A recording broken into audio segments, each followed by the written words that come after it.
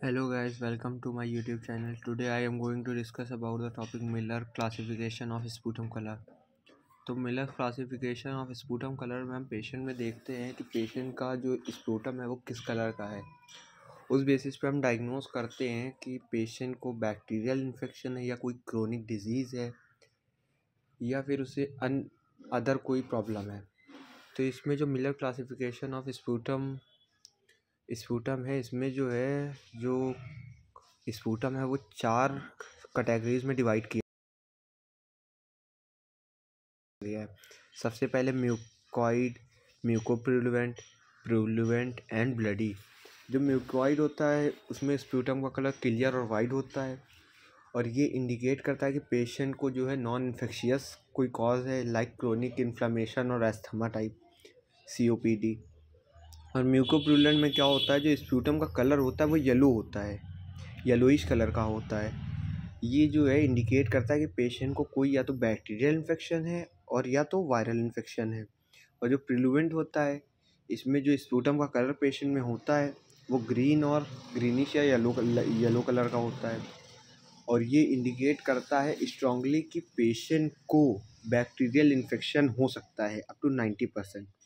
अब ब्लडी और हीमो प्रिलुवेंट में क्या होता है कि ये कंटेन करता है, मतलब जब पेशेंट कफ करता है तो कफ में स्पूटम के साथ जो है वो रेड कलर का, रस्ट कलर का जो है ब्लड टाइप में कुछ आता है, ब्लड टाइप में जो है उसका प्रेजेंस होता है। Bloody bloody sputum, you can say bloody sputum. और ये इंडिकेट करता है ट्यूबरक्लोसिस की कंडीशन में ये मोस्ट इंपॉर्टेंट है कि जो स्पूटम का कलर है वो रेड कलर का होगा। और ये अदर रिस्पायरेटरी ब्लीडिंग को भी इंडिकेट करता है। समझ गए। तो मिलर क्लासिफिकेशन जो होता है, तो मिलर क्लासिफिकेशन में स्पूटम की कैटेगरी के हिसाब से हम पेशेंट की कंडीशन को डिवाइड कर सकते हैं कि इन्हें ये हो सकता है।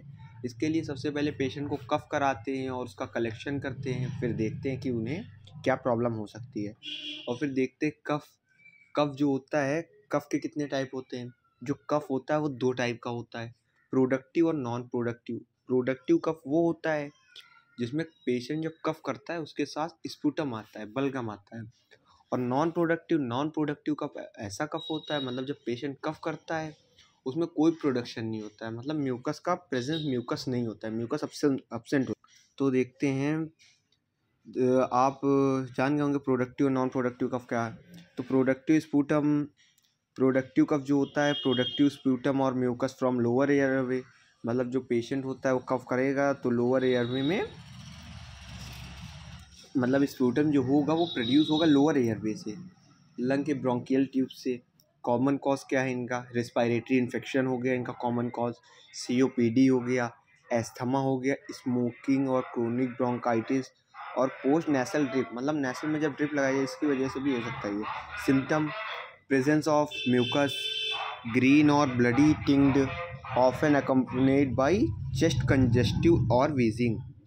नॉन प्रोडक्टिव कफ क्या होता है वो पहले ही बता चुके हैं कि मतलब ये ड्राई कफ होता है, इसमें जो है कफ के साथ स्पूटम का प्रोडक्शन नहीं होता है। इनके कॉमन काज कौन कौन से होते हैं। सबसे पहला आपका होगा वायरल इन्फेक्शन, फिर होगा allergies, irritants like smoke dust, जैसे पेशेंट को कोई एलर्जी है, एस्बेस्टोसिस, कोल, ये कोई भी हो सकता है, एस्थमा, ये माइल्ड केसेस में भी, और gastro-oesophageal reflex disease. Medication like ACE inhibitor और फॉर हाइपरटेंशन की वजह से भी ये हो सकता है। अब इनके सिम्टम क्या होंगे, ड्राई हैकिंग साउंड होगा, परसिस्टेंट इरिटेशन और टिकलिंग सेंसेशन इन थ्रोट, ये कॉमन इनके सिम्टम है। और अब देखते हैं इनमें क्या कॉमन है और क्या डिफरेंस है। सबसे पहले जो है प्रेजेंस ऑफ म्यूकस, पहले ही आपको पता है कि प्रोडक्टिव कफ में म्यूकस प्रेजेंट होता है और नॉन प्रोडक्टिव में म्यूकस अब्सेंट होता है। अब साउंड कैसा आएगा, वेट आएगा, मतलब वेट जैसे कफ ऑफ करेंगे तो मतलब जो आपका थ्रोट वगैरह है तो यहाँ पे कुछ वेट टाइप में, और रैटलिंग। और जो नॉन प्रोडक्टिव कफ है इसमें कुछ भी नहीं होगा, एकदम ड्राई साउंड। और ट्रीटमेंट क्या है, ट्रीटमेंट अब इसमें जो है हम बेस से एकदम कर देखते हैं कि फोकस ऑन क्लियर म्यूकस। अगर पेशेंट खुद से म्यूकस का प्रोडक्शन नहीं कर पाता है तो सक्शनिंग का हम लोग यूज़ करते हैं। और नॉन प्रोडक्टिव का जो है इसमें बस होता है कि इसको हम सप्रेस करने की कोशिश करते हैं, इसके कॉज को ट्रीट करके, समझिए। नॉन प्रोडक्टिव को ट्रीट करेंगे उसको सप्रेस करके, और जो है प्रोडक्टिव को ट्रीट करेंगे म्यूकस को क्लियर करके।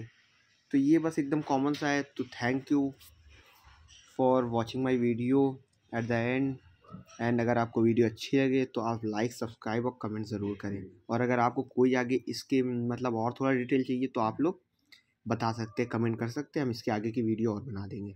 Thank you.